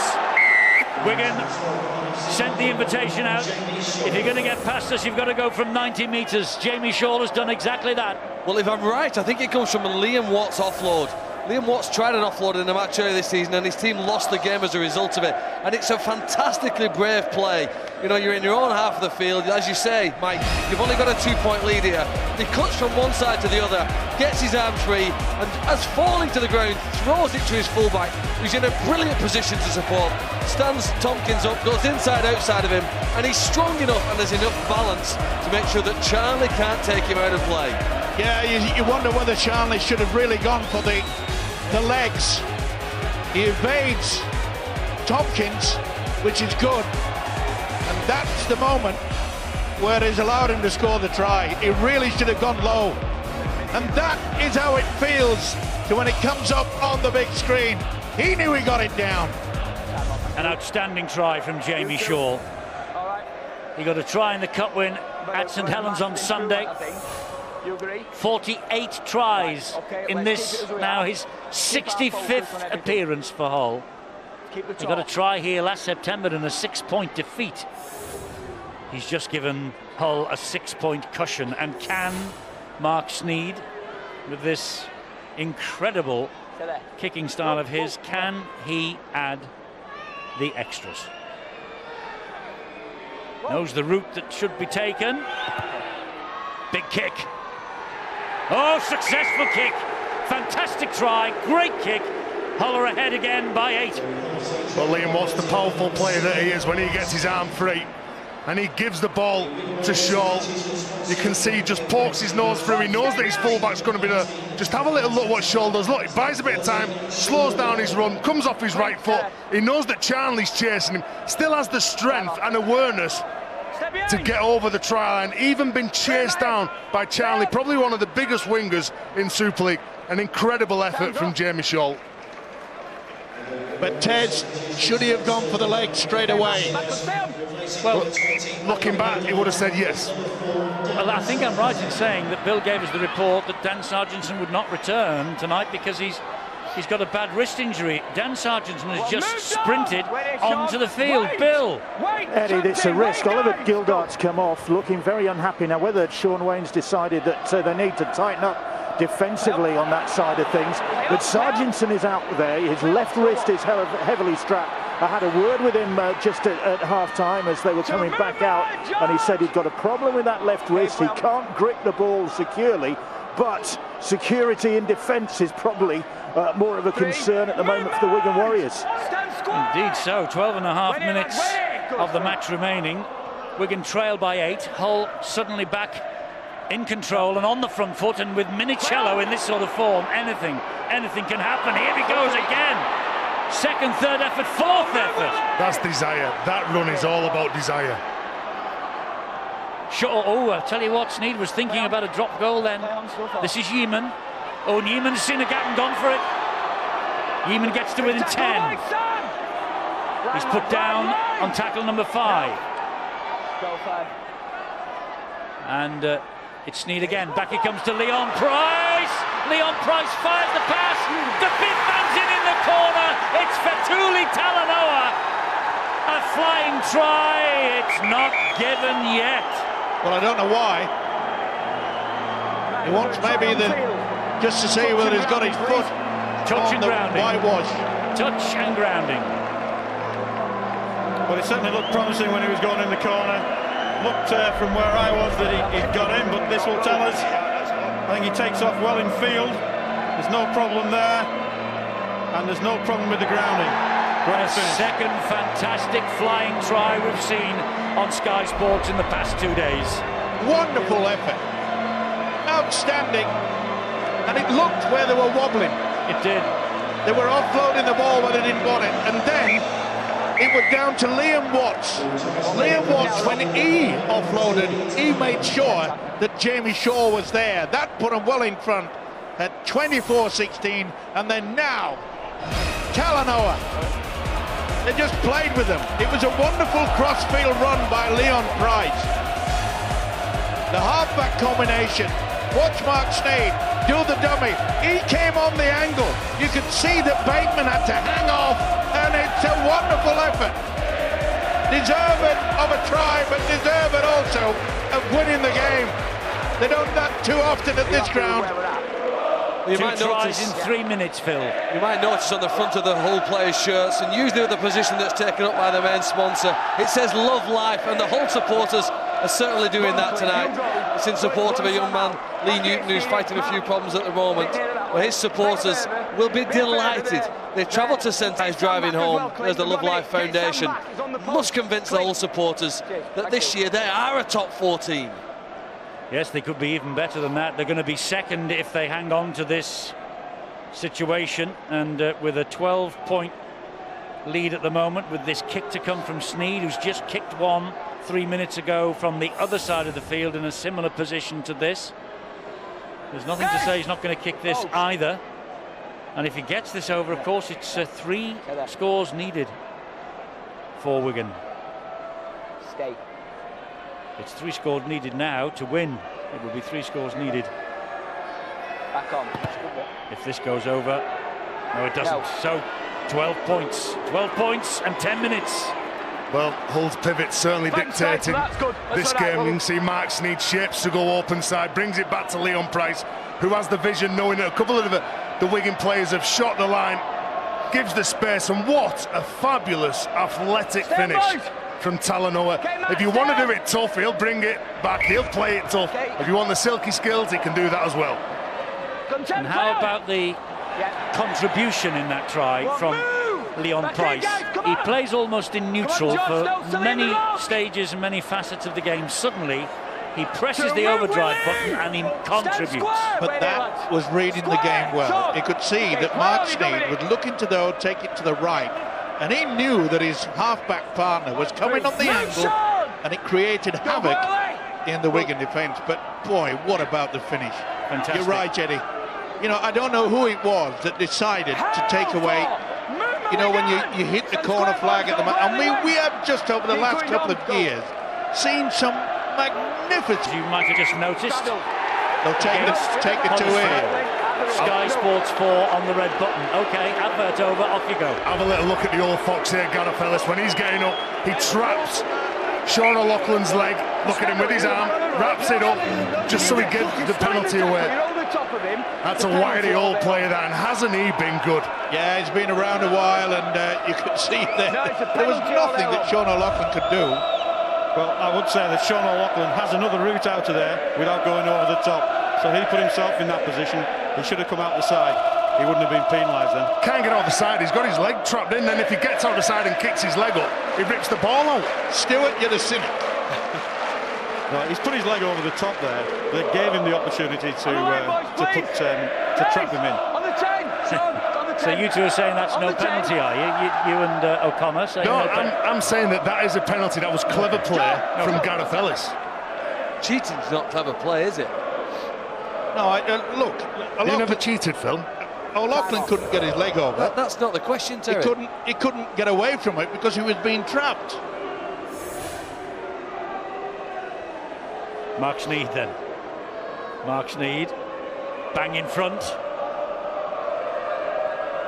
And this to probably seal it. Mark Sneyd doesn't miss those. And Hull are going to go home tonight, but not with the football, but with the 2 points. It's 30 points to 16 for them. And I just wonder if any of the people, Terry rather, that we met yesterday at the Leeds Sky call centre are watching tonight, because a lot of them there were rugby league fans. They love their rugby league. There were Leeds supporters who spoke to us. They'll be still crying into their drinks tonight, but I tell you what, they will have appreciated this performance from Hull. Yeah, there was a lot of rugby league nuts there that just wanted to watch Super League. They go home on a Thursday and a Friday night. They love to turn on the box and be entertained. Well, I must say that there was a time, remember, Sam Tompkins' try put them just 2 points behind at 18-16. It looked as though Wigan were going to take control of the game. And that shows you the inner strength that this whole side have in sorting themselves out. Not only did they come back for one try, they got two. An amazing effort. Lee Radford must be extremely proud. And everyone connected with the club. They certainly, I said before the game, they've got to, if they win tonight, they put a marker down. Boy, they have thrown the gauntlet down. Yes, they have. They have, because they were wobbling, just 2 points ahead. But boy, if they come back, and have they put Wigan to bed in the last quarter of an hour of this match. Sneyd off the outside of the boot, little dab through, watched all the way by George Williams. He's controlled it well, hasn't he, Mark Sneyd? Set the ball rolling with a fine individual try to open the scoreboard. You know, what an effort it's been, though, from this whole outfit. Only 3 times previously have they won on this ground. Here goes Manfredi, and Liam Watts gets to him eventually. That's a prop forward chasing back and cutting down a winger. What a game he's had. Sorry, Eddie. This now is Smith. Wigan looking to maybe not send Hull home with the 2 points as Sargentson gets the ball away to Charnley. It would be a remarkable comeback from Wigan if they could snatch this. Oh, hello. Oh, there's a problem. There's a major problem. Left ankle. The players know. The players know that Josh Charnley's in all sorts of strife. Yeah, as soon as he made contact with the ground, he knew that he was injured. And the Hull players were very, very quick to alert the official Ben Thaler. Well, let's hope it's only a bit of a twist and nothing more serious than that. You can see it goes awkward there. Was it Fanu? Does he land on top of his left ankle? Yeah. Big last 5 minutes, boys. Nothing, nothing No. Cool it down. against the rules. He just went down into the tackle. He was still moving forward was Charnley, but oh, this is a sad sight. It is. Right, yeah? It is a sad sight for Wigan. As impressive as Hull's attack's been to score 30 points, that was pretty remarkable, wasn't it? To get back and stop Wigan scoring, then great desire. Just over 5 to go. Wait there, guys. Stay on side. So Sargentson will play it here to Willie Isa. So Lachlan, here is Smith. Okay. Smith looks for the runners. Powell is one of them. Tompkins is another. Wide to Manfredi. And another piece of excellent defence out wide. And that was Talanoa who got to him. And by the looks of things, there's a problem here for Mark Sneed. He's been given a bang in the face. Ready. Time off. Or is it a bang in the eye? Well, commitment again from Hull FC. Look at that. He looks to offload the ball inside. There's not a Wigan player close by. Yet there's 2 other Hull FC defenders. They're chasing, they're hunting. I want to be so proud of the try line. Well, this is where Lee Ratford would send the message out. Listen, no more scoring tries. Just make sure Wigan do not get over that line. It's all about building that confidence. They know they've got this game in the bag. It's now a different approach. Just show that you can handle the pressure. Second in the table. They will be tonight. And Josh Charnley, well, at least he's making his way aided to the dressing room. Let's hope it's not as serious as we first might have thought. Houghton waits.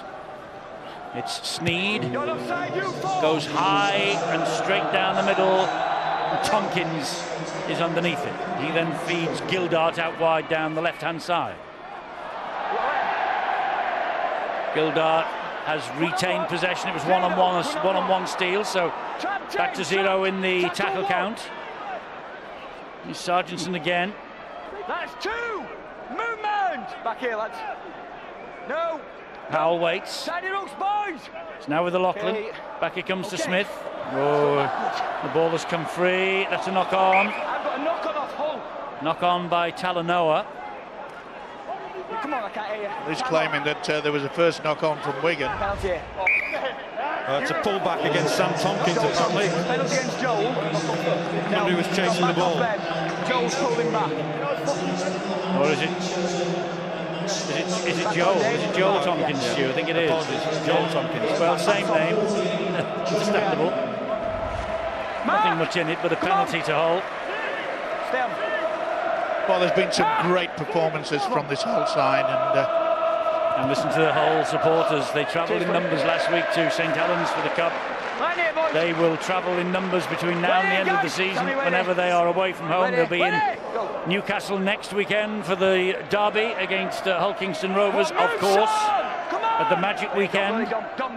They're here in numbers tonight and they're singing Old Faithful. Saturday from 2 o'clock on Sky Sports 3, day 1 of the Magic. And the Magic will sprinkle its way around Newcastle the following day as well from 12:30 on Sky Sports 1. Here's Jordan Thompson. Hull looking to crown this wonderful performance, this great win, with a try late on here as we approach the last 3 minutes. Well, Jordan Thompson didn't take too kindly to the high shot from George Williams. Whoa. Get the ball away, get the ball away. Chris Green. Chris Green. Well, he can't give it for the forward pass, but unless the touch judge has called him, that looked forward to me, I'm afraid. No try. Just make sure, just a minute. Just make sure it's not. Well, could it be offside? He's calling for Stewart. Just make sure Wigan not knocked down. Well, they're looking for a Wigan knockdown. A Wigan knockdown, right? Well, I think it ends up. It's offside. It goes off Green forward, and the other player gets the ball. You know, it certainly looks different coming out, and that's what the referee will be bothered about. It comes off him there, and then through to Liam Watts. Yeah. That's it. Yeah, he's offside, so this should be disallowed.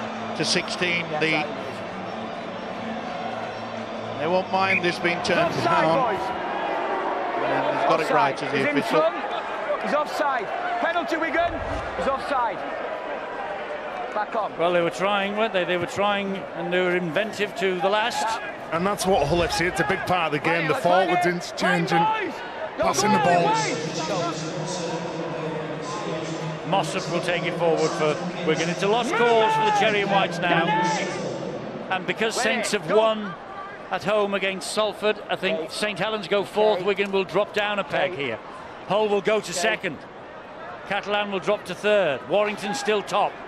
Well, Wigan paid the price of not playing all that well in the first 40. At half-time, 18 points to 4. You know, you sort of thought it was going to... OK, give Wigan the due. They came back to within 2 points.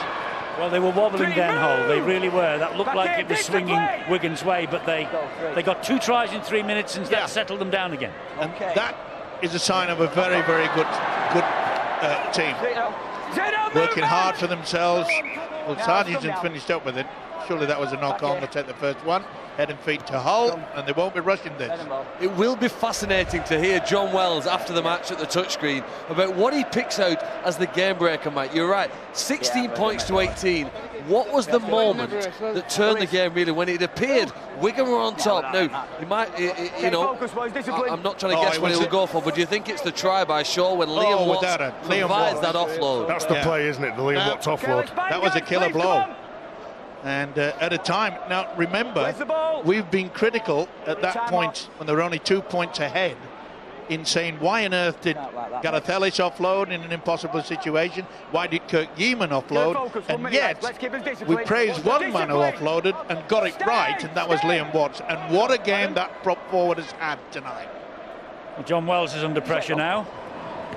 He can handle it. I wonder if he picks that moment as his game breaker. There's another offload. It seems to be in Hull's DNA this year that they will offload whenever the opportunity is there. It's called confidence, Eddie. They're playing well. They should have confidence. Yeah. Good team ethic. Okay. Here's Sneed. Looks for Shaw. Gives it to Talanoa. Oh, Talanoa just jumps away from the attempted Manfredi tackle, but then he can't get away from the next two. And the sign of a good side is a side that gets out in front, can keep that lead, even when you've been pushed into the opposition are coming close and the 2 points behind. And would you believe that the defeat that they suffered was at Leeds? First knock on, the referee says he'll signal a scrum. There'll be no time for it though, it's all over. It is all over, and Hull have moved to second in the table with a hugely competent and confident display here at the DW Stadium that will delight their travelling supporters on the way home. Danny Houghton has been excellent as always. They all have. They've all played so well. When you consider they last played on Saturday in the Challenge Cup against St Helens, and that was a big effort, and they've come up with a second effort here tonight to see Wigan off by 30 points to 16. Mark Sneed is in fine form. His penalty wrapped it up with 8 minutes to go, really, and it was his try in the 3rd minute that set Hull on their way. They were 18-0 up in 23 minutes. Sneed's try, Michael's try, Taylor's try, Sneed's 3 goals. Gildart's try made it 18-4 at half-time. Bateman and Sam Tompkins on his comeback got it back to 16-18.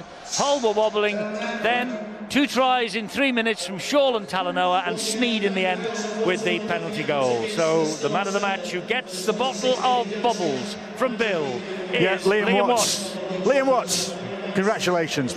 Man of the match performance. Saints last week, Wigan this week, says something about where Hull are going, doesn't it? Yeah, definitely. We've hit some form these last few games, and it's just pleasing to see that we can start finally putting the pieces together, and coming up with wins like that at Wigan's absolutely massive. Now, there was a point in that game, they got back to 18-16. There must have been a bit of a wobble going on. Yeah, definitely, but we've been in these games and we know that we can come out the other side, so very pleasing to obviously put them few tries on them at end just to try and make it a bit more convincing, but credit to every one of us, we've all stuck in there, and like I said, to come here at Wigan, we've not won here for a few years on their own ground, so it's really pleasing.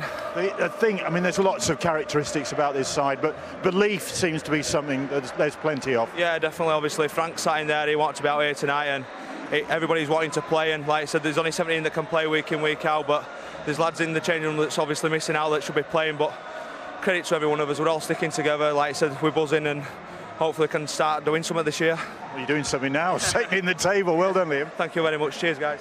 Lee Radford, Hull's coach, joins us. There was a couple of moments in that game. I mean, Wigan got it back to 18-16. The offloads weren't working. He went and offloaded, and that one stuck. Jamie Shaw finished it. Thankfully, yeah. No, I think the second half we saw was a little bit reserved in how we was playing, and sort of went into our shell a little bit, and it worked against us, and it always does when you play a team like this. I'm not just saying this because Sean stood next to me, but they've been an unbelievably successful club over the last 5 or 6 years, and you can see why on performances tonight. I thought Bateman for them tonight was absolutely outstanding, and I'm a big admirer of how he plays the game.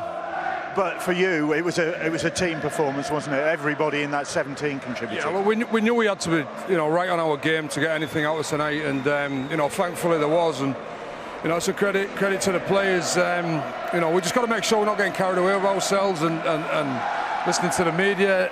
We just got to make sure we're grounded and keep working hard, and that's what's got us the results that have. It was a really tough one tonight. Lee, thanks for talking to us.